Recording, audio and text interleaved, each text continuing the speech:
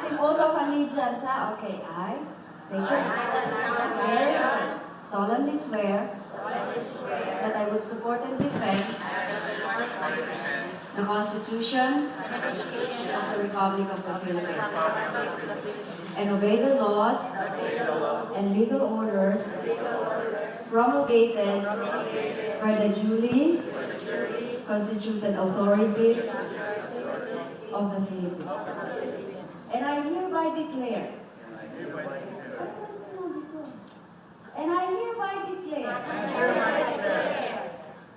that I recognize and accept the supreme authorities of the Philippines and will retain true faith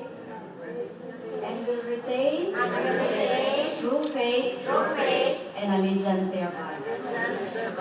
And that I impose this obligation upon myself voluntarily and without mental reservation or purpose of evasion, so help me. Maglagay po ating kanang kamay sa ating kaliwang dibdib para sa pag-awit ng pambansang awit ng Pilipinas.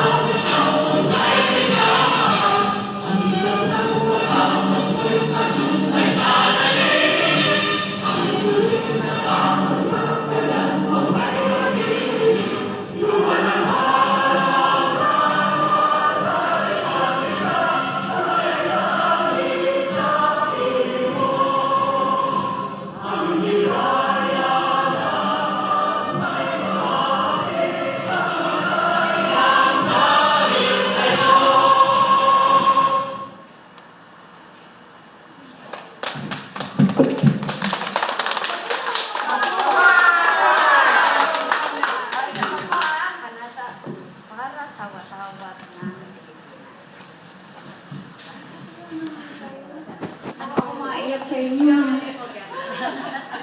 Ito mo yung maigsi. Gusto ko naman natin ito na ang ating ginagawa ngayon sa bawat paaralan at mga opisina ng gobyerno. Panunumpa ng katapatan sa watawat. Ako ay Pilipino. Buong katapatan nanunumpa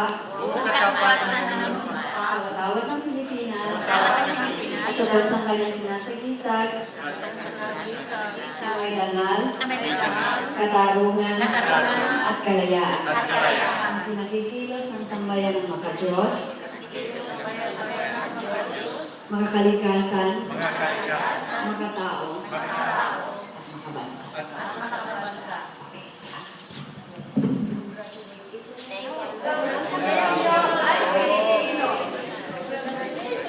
Thank you so much.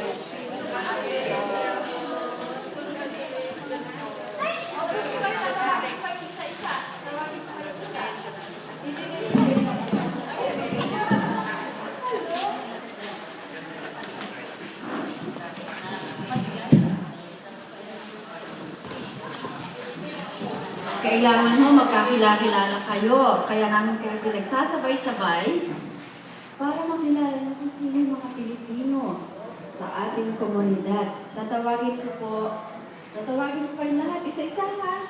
Pupalak po kayo. Kasi po, napaka-memorable po nito occasion na to. Dahil siya, si Ginang Elsa Carpio Oquero, ay naging Pilipino na po ulit.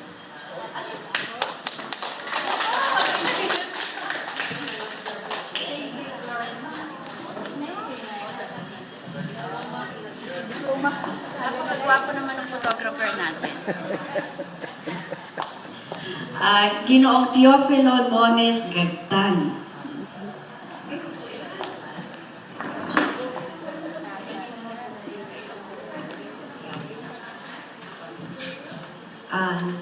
Ginang Mirna Padilla Pasikaran.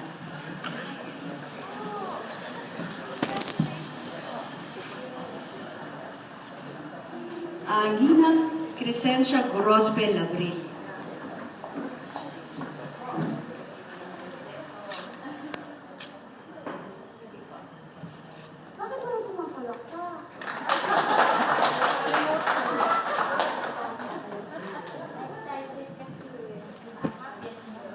Di ba yung ating pananampalataya nakatapatan, tayo ay mga bansa, sa Diyos, mga bansa, mga tao. Okay. Ginang Florida Malasi Carlos.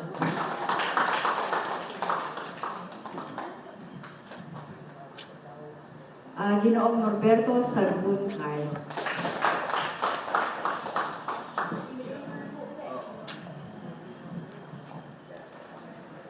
Ginang Candelaria Narciso Gami.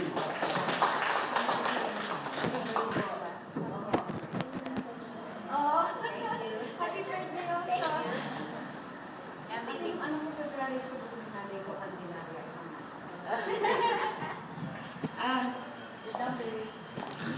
Ginang Charlene Estrado Mark.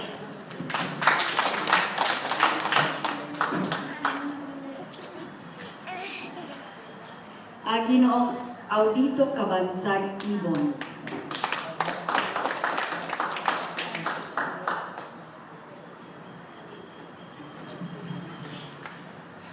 Ginang Carmelita Sanchez.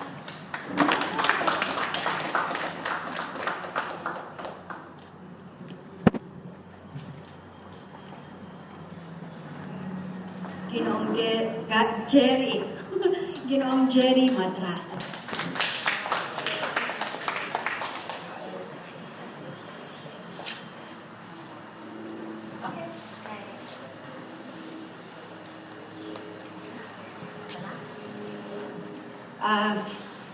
Ginoong Gabriel. Ano nga? Mier.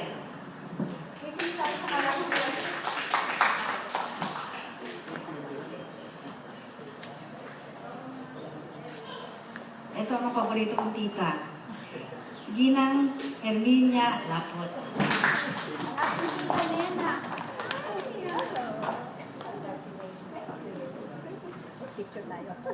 Okay. Matagal ko, 3 taon ko bago na-encourage yan to become a Filipino citizen. 3 taon na po ako dito, Tita Nena. Kasi when I came here, naimbitahan nila ako to give a lecture on dual citizenship.